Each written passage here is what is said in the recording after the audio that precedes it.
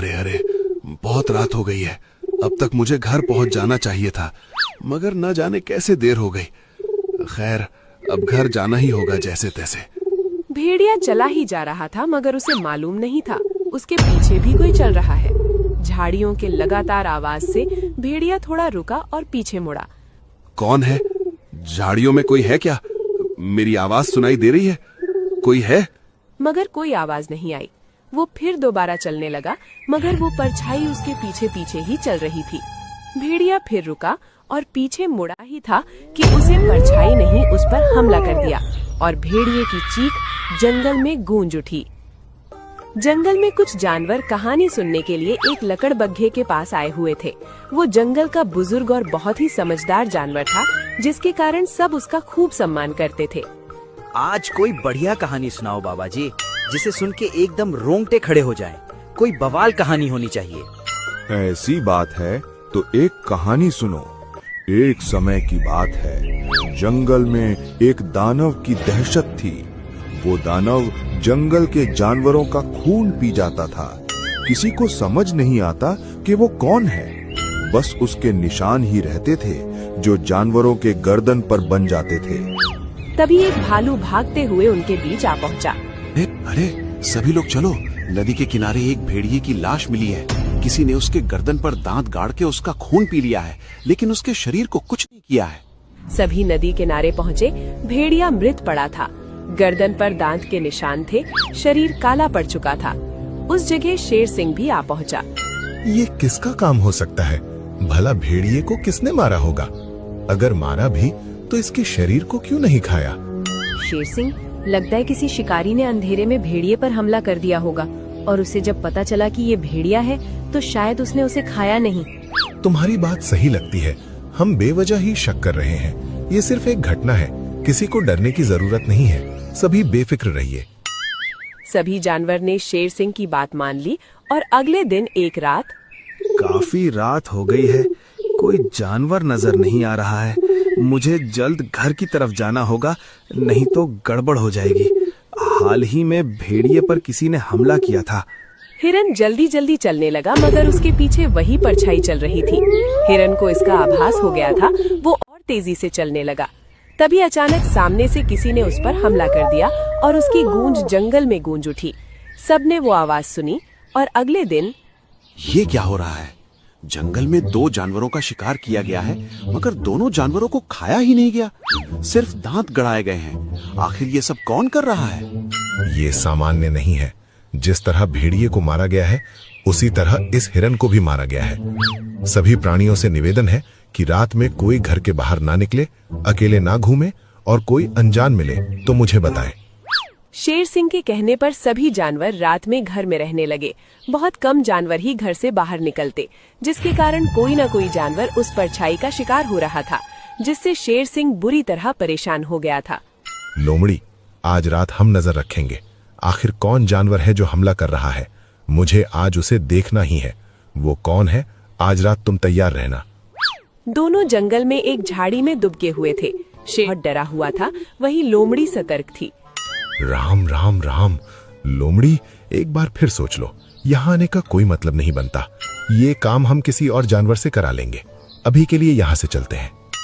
आप एक नंबर के फट्टू हैं। आप जंगल के राजा हैं। राजा वाला जिगरा भी रखिए। थोड़ी देर छुपकर देखते हैं, जरूर कोई ना कोई आएगा। वहीं दूसरी तरफ झाड़ियों में गधा प्रसाद भी छुपा हुआ था। उसकी नजर शेर सिंह और लोमड़ी पर चली गई थी। अरे वाह, शेर सिंह को हमारी कितनी चिंता है।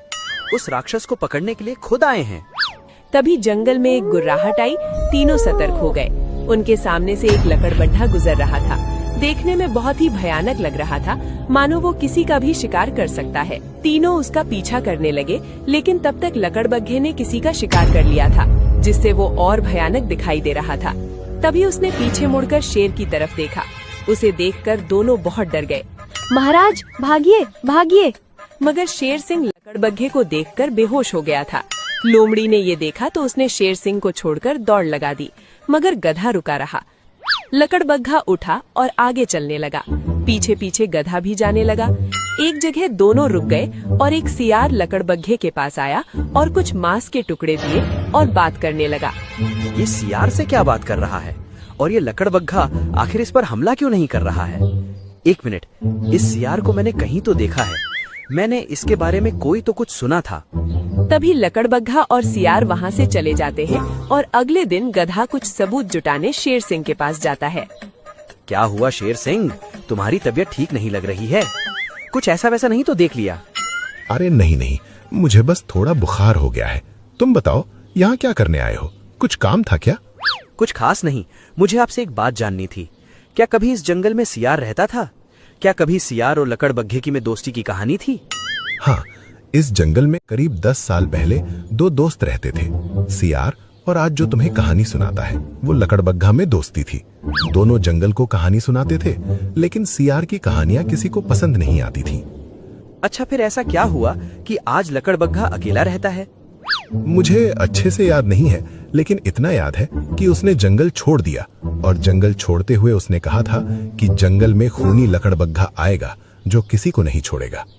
लेकिन मुझे लगता है कि सियार सच कर रहा था। कल मैंने एक लकड़बग्घे को रात में घूमते देखा। बहुत ही खतरनाक दिखाई दे रहा था। मुझे तो उस पर शक है। अच्छा, तो फिर उस लकड़बग्घे को पकड़ना चाहिए ताकि वो किसी पर हमला ना कर सके। लेकिन तुम बाहर मत निकलो, ये काम बहादुरों का है, तुम्हें खतरा हो सकता है। नहीं, बिना सबूत के किसी पर इल्जाम नहीं लगाया जा सकता शेर सिंह। मेरी एक राय है, आप जंगल में ऐलान कर दीजिए कि वो राक्षस लकड़बग्घे जैसा दिखाई देता है।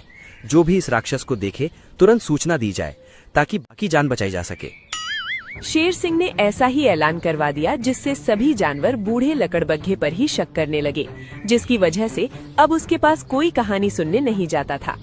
मैंने ऐलान कर दिया है, अब कोई लकड़बग्घे के पास कहानी सुनने नहीं जाता। अब क्या करना चाहिए? आज रात आप उस पर नजर रखिए। वो किस किस पर हमला करता है और क्या क्या खाता है और किससे मिलता है। रात हुई और शेर सिंह लकड़बग्घे पर नजर रख रहा था। उधर गधा भी सियार के ऊपर नजर टिकाए बैठा था। आज तो जान कर रहूंगा कि ये सियार और लकड़बग्घे की क्या चाल है। आखिर दोनों उस रात क्या बात कर रहे थे? राम राम राम राम, होशियारी मारकर बहुत बड़ी गलती कर दी। न जाने ये लकड़बग्घा कब दानव बन जाए और कब हमला कर दे। क्या भरोसा, मुझे चौकन्ना रहना चाहिए। तभी लकड़बग्घे ने कुछ खाना खाया। उसे खाते ही लकड़बग्घे का स्वभाव बदल गया। वो जोर जोर से आवाज निकालने लगा और उसने मुड़कर शेर सिंह की तरफ देखा और झपट पड़ा। मारे डर से शेर सिंह भाग खड़ा हुआ। आगे आगे शेर सिंह और पीछे पीछे लकड़बग्घा। काफी देर से चल रहा हूँ। सियार ने कोई ऐसी गलती नहीं की जिससे ये पता चल जाए कि आखिर ये दोनों ये सब क्यों और कैसे करवा रहे हैं। आखिर इनका मकसद क्या है? काफी देर गुजर गए मगर कुछ हुआ ही नहीं। सियार आराम से जंगल के बाहर चला गया। गधे, मैंने देखा कि लकड़बग्घे ने जैसे ही खाना खाया वो आक्रामक हो गया। उसने तुरंत मुझे देख लिया जबकि मैं छुपा हुआ था। फिर वो मुझे मारने के लिए दौड़ा। किसी तरह मैं जान बचाकर निकल आया हूँ। अच्छा, तो वो खाना खाने के बाद आक्रामक हो जाता है। मगर कैसे ये संभव है कि कोई खाने के बाद राक्षस बन जाए? मुझे दोनों का पीछा करना चाहिए ताकि कुछ सबूत मिल सके। रात में गधा सियार का पीछा करने लगा। उसने देखा कि सियार गांव के एक इलाके में जा रहा है जहां कुछ कचरा कूड़ा गिरा हुआ है। वहां से उसने नीली थैली उठाई और वापस आ गया। ये आखिर करना क्या चाहता है? थोड़ा और पूछा करता हूँ। सियार चुपके से लकड़बग्घे की गुफा में जाता है और वो नीली थैली में जो रसायन है उसे डाल देता है और आराम से बाहर आ जाता है। आखिर उस रसायन में आखिर है क्या? वो क्या मिला रहा है? कहीं वही रसायन लकड़बग्घे को राक्षस तो नहीं बनाता? तभी लकड़बग्घा गुफा में आता है और अपना खाना खाता है जिसमें वही रसायन मिला हुआ था। फिर उसके बाद उसका हाव भाव बदल जाता है। वो भयानक दिखाई देता है और गुफा से बाहर निकल जाता है। अच्छा, तो इसके पीछे इस सियार का हाथ है। बहुत ही धूर्त सियार है। बेचारे लकड़बग्घे को बदनाम करने की कोशिश कर रहा है। कुछ न कुछ करना चाहिए ताकि उसका पर्दाफाश किया जा सके। अगले दिन सियार फिर कूड़े के पास जाता है और वही थैली लेकर आता है और लकड़बग्घे के खाने में मिला देता है। कुछ देर बाद लकड़बग्घा आता है और वो खाना खाता है। फिर उसका हाव भाव बदलने लगता है और भागते हुए गुफा से बाहर निकल जाता है। आज इसे दानव साबित करके इसको हमेशा के लिए जंगल से बाहर करवा दूंगा और मुझे जो झूठा बोलकर जंगल से बाहर करवाया था दोबारा इस जंगल में आ जाऊंगा। तभी लकड़बग्घा सियार के पीछे आ जाता है। उसे देखकर सियार की हवा निकल जाती है। अरे यहाँ क्या कर रहा है? जा अपना शिकार कर, यहाँ खड़ा क्यों है? अरे जा जा, तुझे और काम के लिए बनाया है, यहाँ रुक कर क्या कर रहा है? चल भाग यहाँ से राक्षस लकड़बग्घा। लेकिन लकड़बग्घा सियार पर झपट पड़ता है और सियार डर के मारे भागने लगता है। आगे आगे सियार और पीछे पीछे लकड़बग्घा। वो भागते भागते जानवरों के समूहों के पास जा पहुंचता है। दोस्तों मेरी जान बचाओ, राक्षस लकड़बग्घा मेरे पीछे पड़ा हुआ है, वो मुझे मारना चाहता है। दोस्तों मुझे बचाओ। क्या बकवास कर रहे हो? लकड़बग्घा तो बहुत शरीफ जानवर है, वो हमें कहानियां सुनाता रहता है। भला वो तुम पर हमला क्यों करेगा? मेरा यकीन करो भाई, वो दवाई पीने के बाद राक्षस हो जाता है। इसे किसी चीज की समझ नहीं रहती, वो खूनी लकड़बग्घा बन जाता है। दवाई? कैसी दवाई? तुम्हें कैसे पता कि वो दवाई पीकर राक्षस बन जाता है? तुम हमसे क्या छुपा रहे हो? साफ साफ बताओ, वरना हम लकड़बग्घे से तुम्हें नहीं बचाएंगे। सियार डर के मारे सब सच बोल देता है। मैं हर रात उसके खाने में एक नशीला नीला रसायन डालता था, जिसकी वजह से वो कोई भी जानवर कुछ देर के लिए पागल हो जाता है। उसे तुरंत जो भी बोला जाए वो भी करता है। फिर नशे का प्रभाव कम होने पर वो सामान्य हो जाता है और इसे कुछ भी याद नहीं रहता। मगर तुमने ये सब क्यों किया? आखिर ये सब करने की वजह क्या थी? तुम तो एक समय में लकड़बग्घे के खास दोस्त थे, तो तुमने ये सब क्यों किया? जब मैं उसके साथ रहता था तब प्राणी उसकी कहानी ज्यादा पसंद करते थे और मेरी कहानी कोई सुनना नहीं चाहता था। धीरे धीरे मेरे मन में उसके लिए ईर्ष्या बढ़ने लगी और मैंने उसे इस जंगल का सबसे अप्रिय जानवर बनाने के लिए एक योजना बनाई।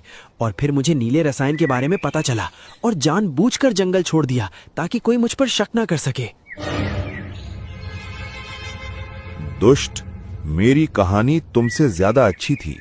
इसका मतलब ये तो नहीं कि तुम मुझे पागल बना दो, जंगल के प्राणियों को बेवजह मरवा दो, पूरे जंगल में अशांति फैला दो। आज मैं तुम्हें जीवित नहीं छोड़ूंगा। तुम मुझसे साफ साफ बात कैसे कर रहे हो? क्या तुम्हें दवाई का असर नहीं हुआ? लेकिन कैसे? क्योंकि मैंने दवाई बदल दी थी। मुझे तुम्हारे बारे में सब पता था, इसलिए मैंने जानबूझकर दवाई बदल दी। तुमने साधारण नीला रंग खाने में मिलाया ताकि तुम्हें हमारे नाटक का पता न चले। नाटक? इसका मतलब ये सब नाटक था? मगर नाटक की क्या जरूरत थी? ताकि तुम अपना गुनाह अपने जुबान से बताओ और सबको पता चले कि इन सब के पीछे तुम्हारा हाथ है। ये लकड़बग्घा निर्दोष है। आज मैं इसे जीवित नहीं छोड़ूंगा। इसने बहुत गंदा काम किया है, इसकी कोई सजा नहीं है। रुक जाओ लकड़बग्घे, माना कि इसने गलती की है, मगर तुम इसे मारकर और भी बहुत बड़ी गलती कर दोगे। जंगल के कानून अनुसार इसे कैद में डाला जाएगा ताकि सबको सबक मिले कि किसी का बुरा करने पर खुद का ही बुरा होता है। शेर सिंह सही कह रहा है, हमें नियम का पालन करना चाहिए। सियार को कैद में डालना चाहिए और हमें इस बात को भी मानना चाहिए कि बिना जांचे परखे किसी भी चीज पर विश्वास नहीं करना चाहिए। बिना जांचे परखे किसी भी चीज पर विश्वास नहीं करना चाहिए और ईर्ष्या में आकर किसी का बुरा करने वाले का अंत हमेशा बुरा ही होता है।